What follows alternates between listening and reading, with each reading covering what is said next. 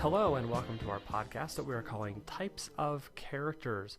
This deals with the greater literary issue of characterization, and we're entitling this Part 2.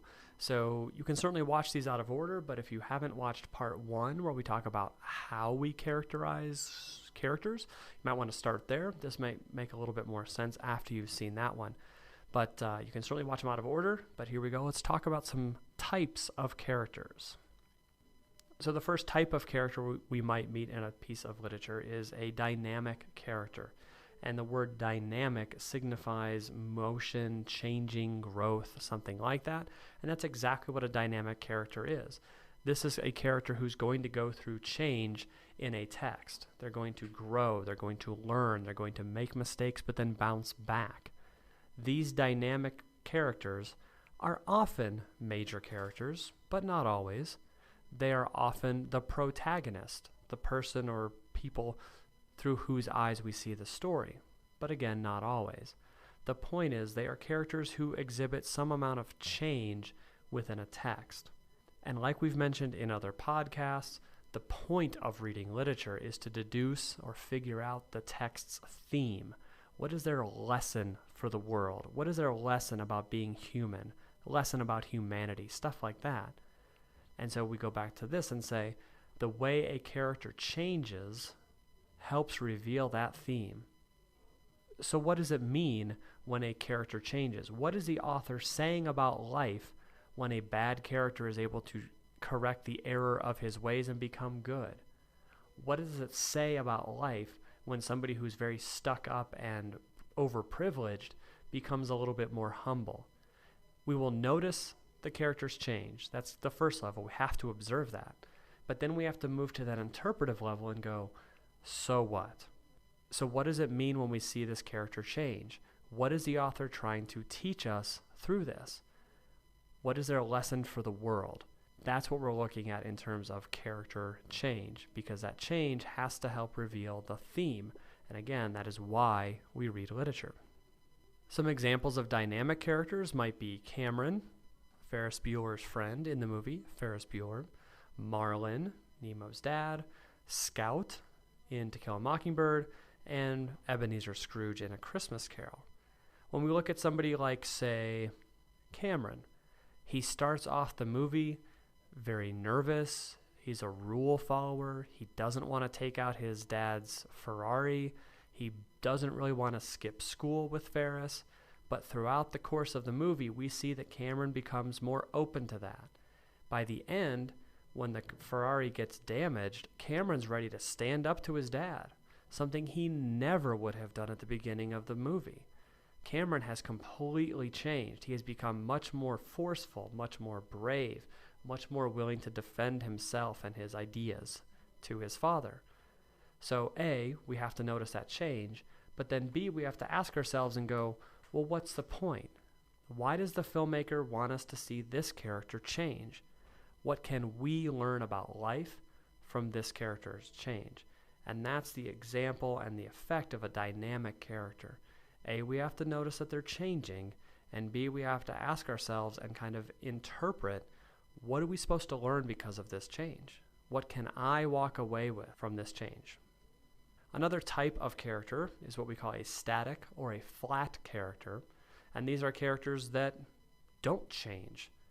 Things seem to happen to them, they may interact in the plot, they may support the dynamic character, but overall they don't change very much, if at all, throughout a text. Again, going to the bigger part of literature, their lack of change helps reveal the theme.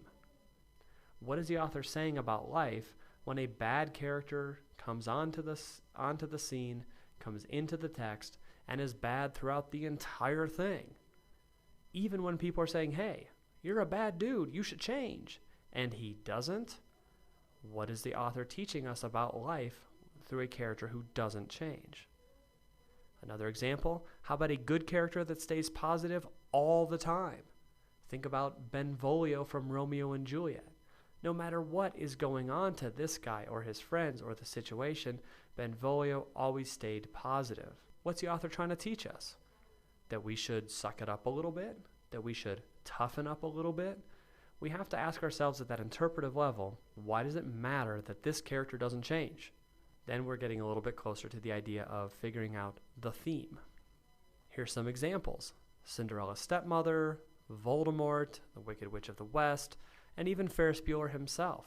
These characters, when you study them throughout an entire work, they don't change. They are whatever they are throughout the entire work. Even when forces are acting against them and saying, hey, Voldemort, there's a better way to do this. You could be good. You could change the world for good.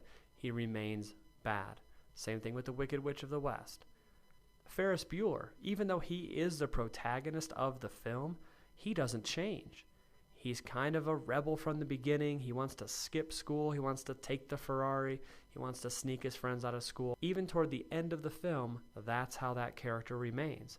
He's still pushing limits. He says, hey, if you're not careful and you don't stop to pay attention once in a while, the world might pass you by. So he's still kind of a button pusher, line crosser at the end of this. So Ferris serves as a great example of a static character. Again, A, we have to observe he doesn't change that much. And then B, we have to look at it and go, so what? What's the author trying to teach us about life by having a character like Ferris who doesn't change? Those are the mental gymnastics that we have to take on as we read literature so that we can get to the theme, the whole point of literature. Another type of character we'd want you guys to look at is the idea of a foil. And what we mean is a character who contrasts with another character. They are the opposite. They are non-complementary. Now that character they're contrasting with usually is the protagonist, and as a reader we're able to see, here's our main character, here's our protagonist, but then we get to see his or her foil, the opposite of him or her. And this contrast, again, the point is, helps us get to the theme of the novel or play or whatever. So some examples. Sherlock Holmes, the great detective from Sir Arthur Conan Doyle's works, is always described as tall and lean. His sidekick is described as middle-sized and strongly built. And so they clash physically, and they also contrast emotionally and at the intelligence level. They bring different things to the stage. Another example from Of Mice and Men is George. He is small, quick-witted, and intelligent, and seems to be a leader of the George and Lenny combo. Lenny, his friend and the guy who gets kind of dragged around throughout the story, is described as big, oafish, and mentally handicapped. And so they serve as foils to one another. And so while we were trying to study the novel and deduce the theme, we're able to see that through George and his contrast in Lenny, what the author is trying to teach us. A couple other examples here. We get Cloudy with a Chance of Meatballs. You get Baby Brent on the left and Flint Lockwood on the right. From the Pirates of the Caribbean, you have the more calm, rational Will Turner. And on the right, you have the more adventurous, risk-taking Jack Sparrow. And their clash illuminates the lesson of those movies. Harry Potter series, you get Draco and Harry as foils. They illuminate each other's goodness or badness based on how they interact. And then again in Harry Potter, you have Hermione Granger and Luna Lovegood. Hermione, exceptionally logical, non-emotional, thinks everything through, detail-oriented, follows the rules, loves to study, loves to take tests. And then her foil, her contrast, is Luna Lovegood. A little bit more free-spirited, wears the crazy glasses, doesn't really care what people think about her. We don't see her as very academic, but the contrast between these two characters serves to enlighten us as to the point of the Harry Potter series and the lessons that are buried in that. If you're into musicals, you might see this pair, Glinda on the left and Elphaba on the right from the musical Wicked. Basically, this is the backstory to The Wizard of Oz. So Glinda is the good witch, and then Elphaba becomes named as the bad witch or the wicked witch. But their characteristics, again, serve as foils to each other. One is always super positive, one is more pessimistic. One follows the rules, one challenges the rules. One is everybody's favorite, One seems to be liked by nobody. And so as readers, we need to examine these pairs of characters and deduce how does their conflict or contrast help illuminate the theme or the lesson of this book. All right, so a quick summary here. We've looked at 3 different types of characters. We've looked at dynamic, static, and then the pairs of characters that we call the foil of each other. And so we have 2 things to do. A, we have to track these characters. Who's changing, who's not, who's an opposite. But then B, this is the harder step. What does this mean? What's the so what? So what that there's a good and a bad character? So what that there's a changing and an unchanging?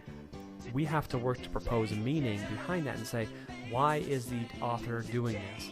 What are they trying to teach us, either through a character who does change, doesn't change, or is in constant conflict with somebody else? That's what we need to be able to look at the interpretive level. So as always, thanks for listening. Bring in any questions you might have, and we'll start applying this in class as soon as possible. Thanks.